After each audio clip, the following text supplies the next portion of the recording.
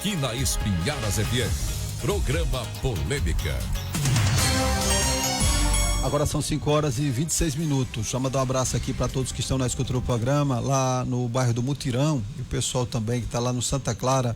A Val acabou de ligar aqui pra gente. Val, um grande abraço para você e para sua família, e essa situação deve ser resolvida. Estou recebendo aqui com muito carinho, também pela primeira vez, o Flávio Tavares, diretor da Secretaria Nacional de Periferias do Ministério das Cidades. Ele coordena o programa Periferia Viva, uma das principais apostas do governo federal para garantir urbanização de favelas, regularização fundiária, melhorias habitacionais e fortalecimento das periferias enquanto protagonistas de políticas públicas. O desafio dele é grande, mas vai vencer. Flávio, seja muito bem-vindo. Muito obrigado por estar aqui no programa Polêmica. Inclusive, há um tempo atrás, nós entrevistamos o próprio presidente Lula aqui. Foi uma entrevista muito proveitosa. Olha que honra. Muito boa tarde. Que alegria estar aqui, Josivan, Vanessa. Obrigado pela recepção. Assim, para mim é uma honra estar aqui. Nunca tinha vindo aqui na Rádio Espinharas, primeira rádio do Sertão. Acho que a gente precisa se aproximar mesmo para trazer o que é que tem sido construído lá em Brasília, né?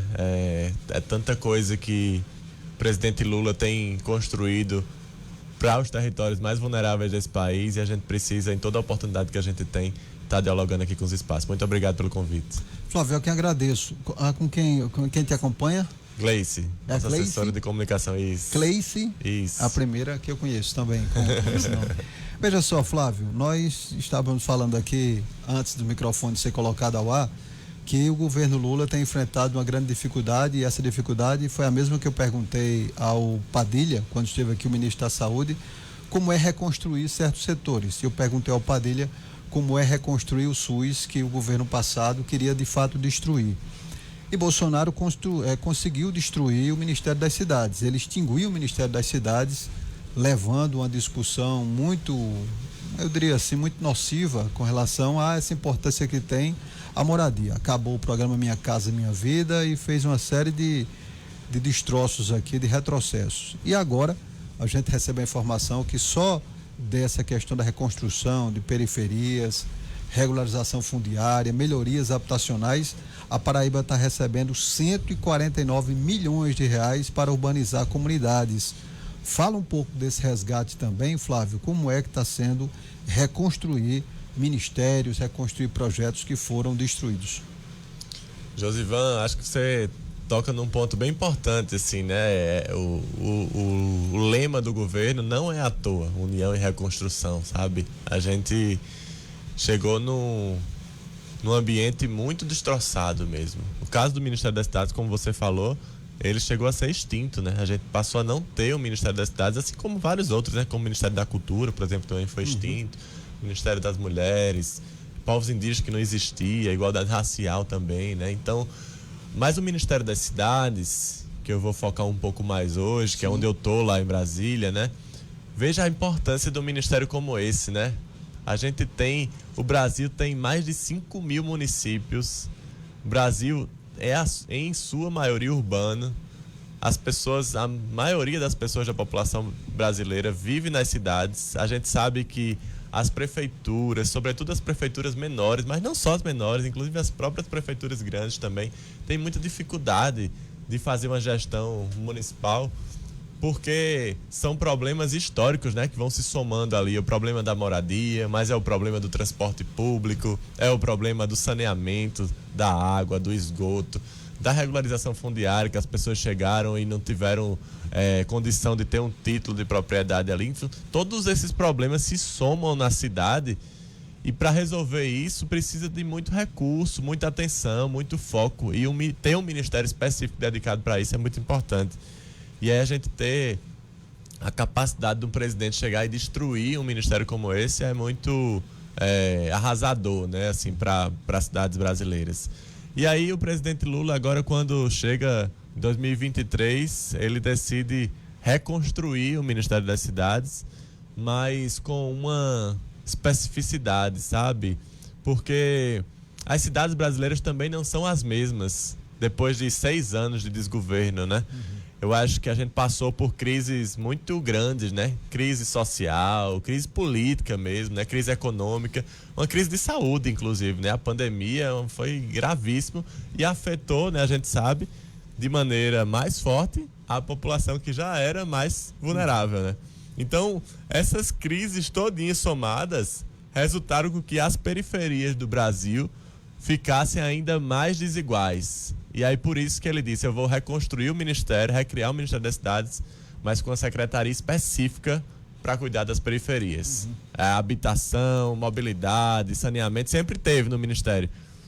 E aí ele cria uma secretaria dedicada às periferias, porque ele bota todas essas outras secretarias no pacote e bota lá dentro da Secretaria de Periferias. Eu tenho a honra e orgulho muito grande de, enquanto paraibano, estar ocupando lá esse espaço enquanto diretor para cuidar das periferias do Brasil todo e tocar essa agenda em busca da redução das desigualdades no país.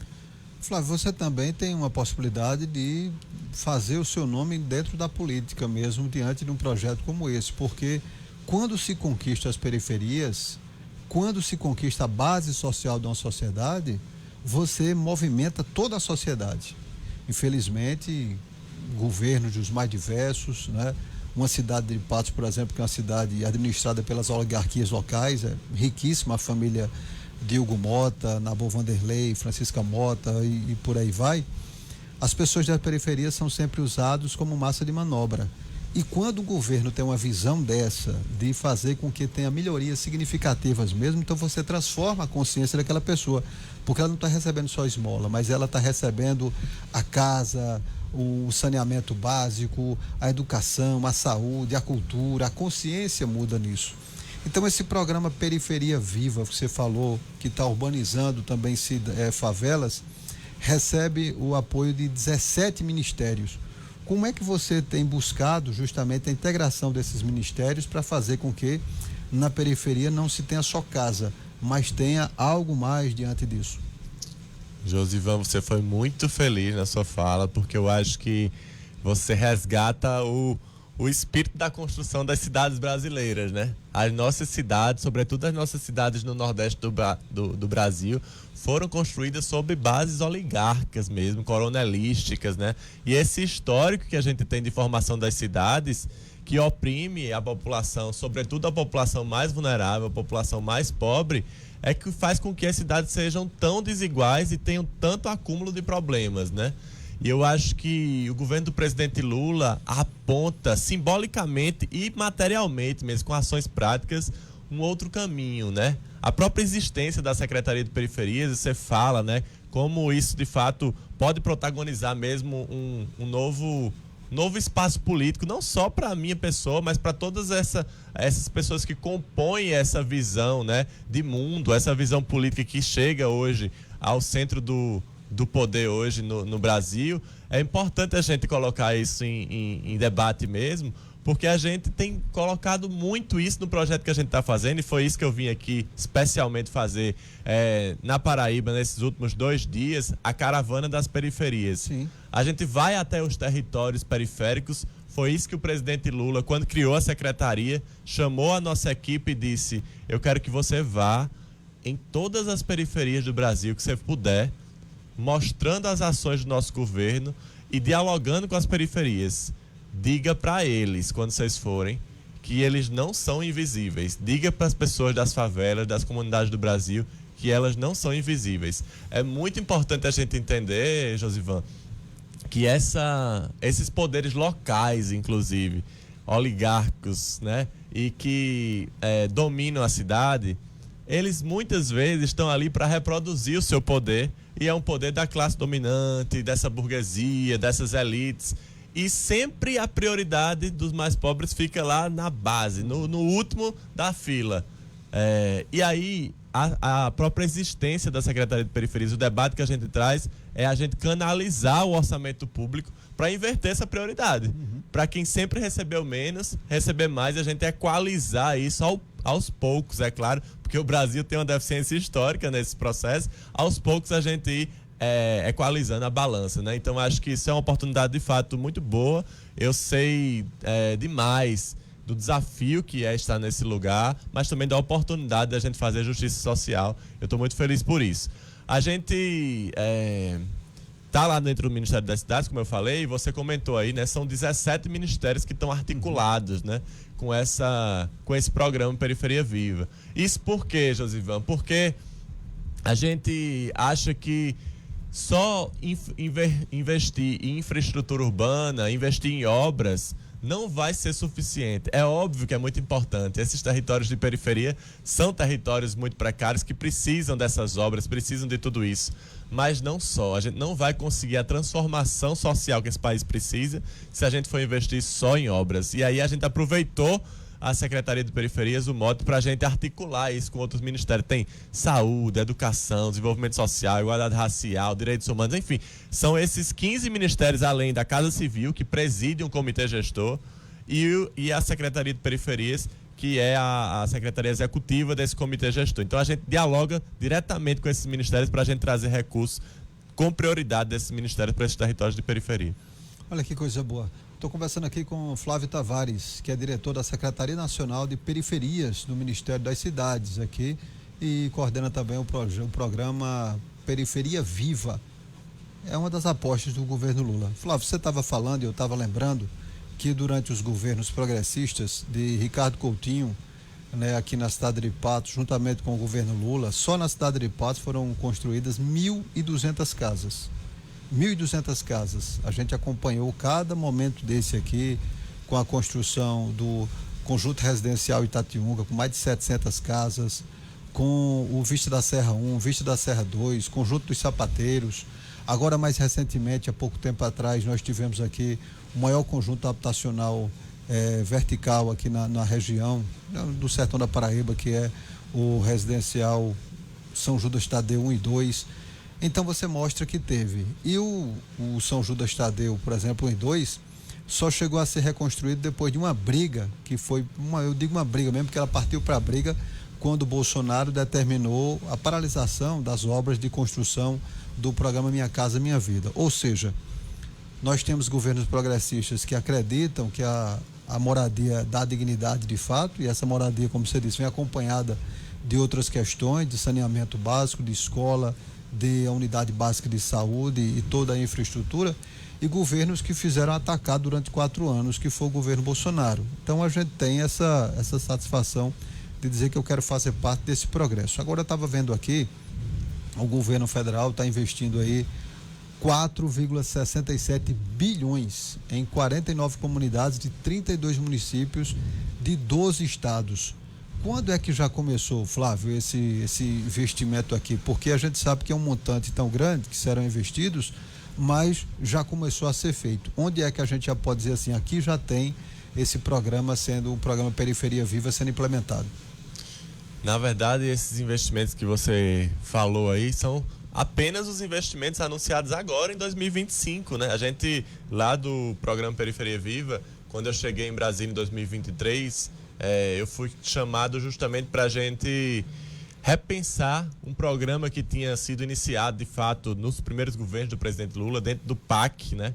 Que é o Programa de Urbanização de Favelas. Esse programa é um programa bem grande, de fato, investiu muito recurso em urbanização de favela no país inteiro, é uma referência, inclusive, internacional. A gente tem viajado, até já viajamos para fora do país aqui, e as pessoas querem saber como é que um país tão grande dá conta de resolver esse problema. O Brasil é muita referência, tanto no PAC 1 quanto no PAC 2 teve esse programa. Mas agora, quando ele recriou a secretaria, eu fui chamado justamente para a gente pensar, modelar, né, uma nova política que pudesse incorporar essas outras condicionantes, essas coisas integradas dos outros ministérios, que a gente pudesse dar um toque mais forte de participação social nesse processo, porque a gente sabe que muitas dessas obras também, por conta, inclusive, em geral, dos poderes locais que recebem o recurso, mas na prática nem estão com muita vontade de fazer aquele negócio ali, só estão fazendo porque receberam o recurso do governo federal. E aí faziam obra de todo jeito, oprimindo a comunidade que estava ali, tirando mais gente do que precisava das áreas de risco, né? Isso foi muito comum também. E aí a gente desenvolveu uma série de estratégias para dialogar melhor com a comunidade, para a comunidade entender melhor o que é esse programa, participar melhor desse processo. Então isso foi muito importante para o programa. E a gente anunciou em 2024, já 59 territórios. 59 territórios no país todo, são mais de 5 bilhões nessa primeira rodada que a gente anunciou. E agora, no último dia 25 de julho, eu tive lá com o presidente, tive a satisfação de estar com ele andando numa favela lá em Osasco, né? A favela do 13, chamada, que é São Paulo, na região metropolitana de São Paulo.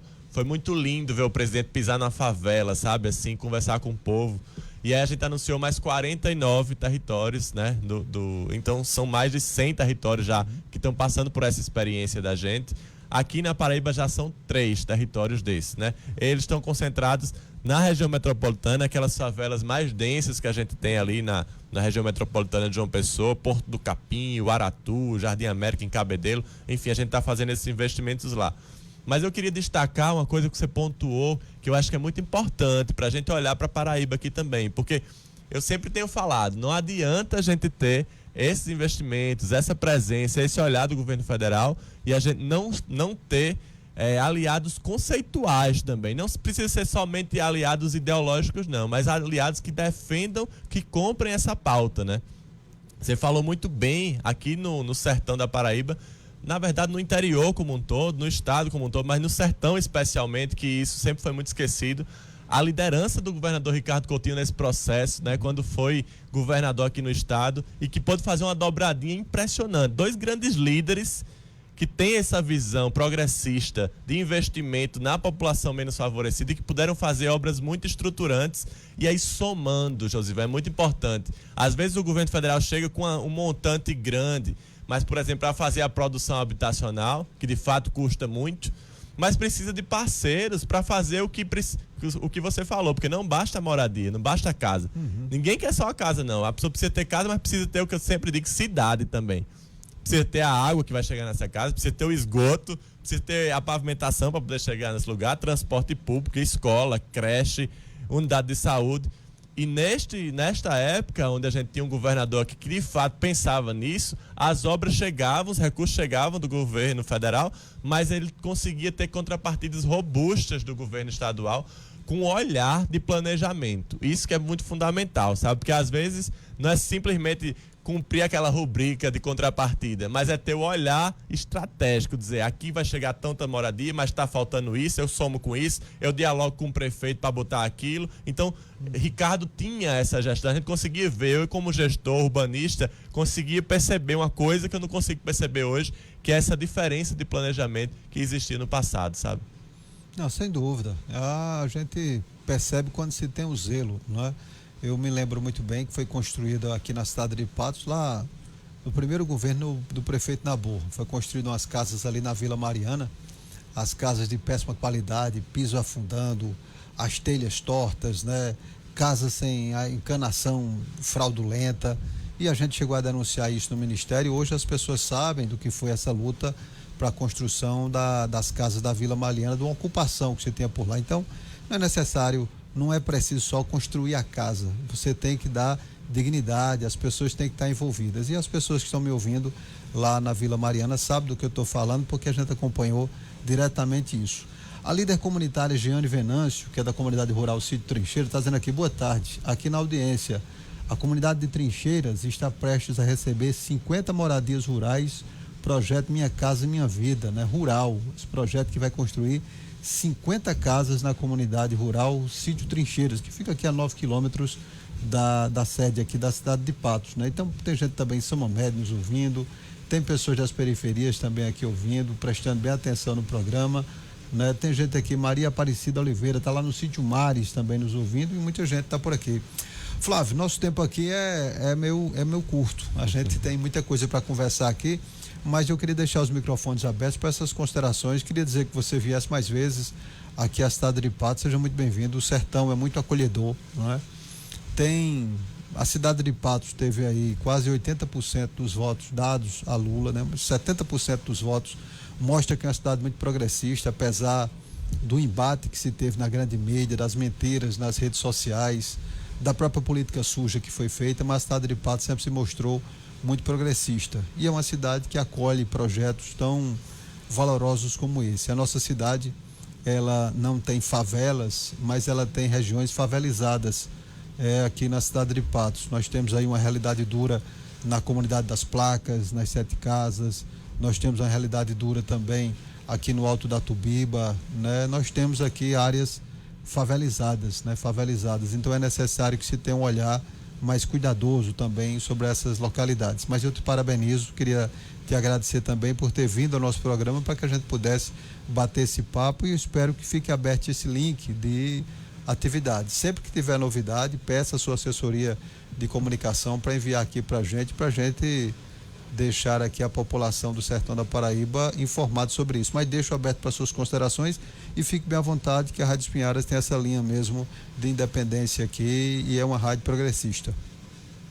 Deu para perceber, eu fiquei super feliz de estar aqui no programa. Vou ouvir sempre que puder mesmo, assim. Eu já tive algumas vezes aqui em Patos, já fiz trabalho na região aqui, né, enquanto arquiteto, urbanista, consultor, né. Recentemente fiz um trabalho antes de entrar no governo lá para a Prefeitura de Malta também, durante a gestão do prefeito Igor. E foi muito interessante também me aproximar mais também dos indicadores daqui da região. Eu queria aproveitar esse final aqui, Josivan, para convidar inclusive as pessoas que estão nos ouvindo aqui hoje para estarem hoje, né?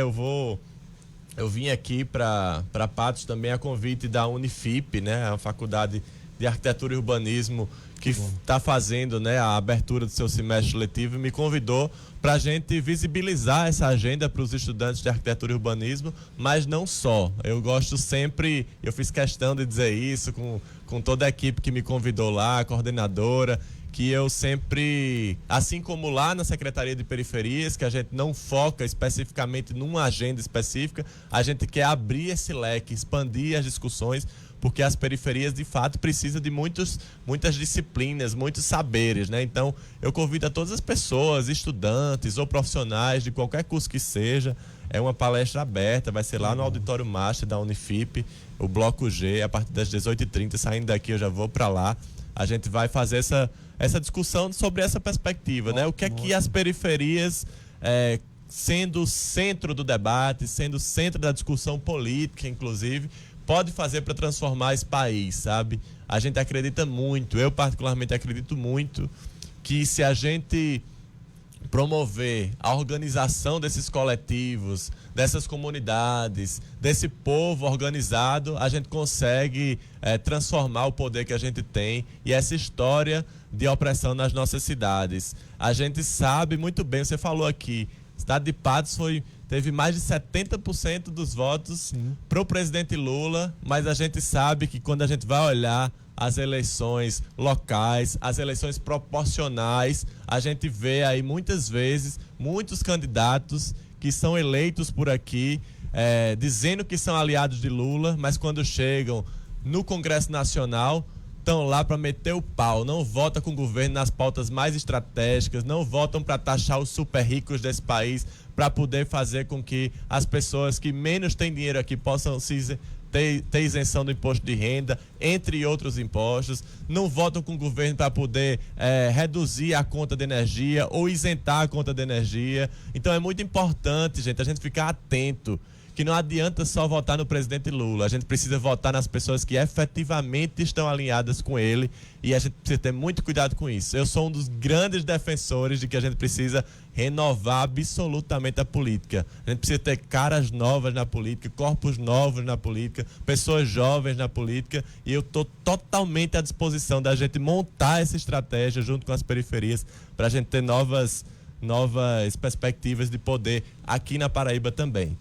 Por fim, Josivan, por fim mesmo, eu queria só anunciar aqui, por fim, que a gente está fazendo um projeto muito importante que se chama CEP para Todos. Em outro momento a gente vai detalhar ele aqui.